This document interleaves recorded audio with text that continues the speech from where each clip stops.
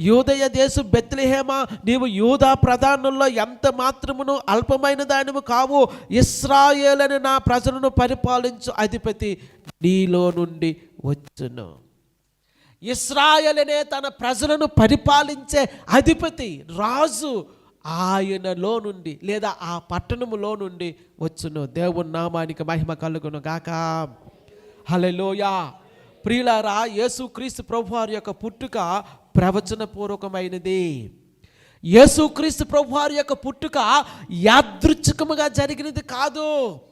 యేసుక్రీస్తు ప్రభువారి యొక్క పుట్టుక అనుకోకుండా జరిగింది కాదు. దేవుడు ముందుగానే నిర్ణయించాడు, దేవుడు ముందుగానే ఉద్దేశించాడు. ప్రియులారా, ఈ సీజన్లో పదే పదే పదే పదే మనము చెప్పుకుంటూ ఉన్నాము.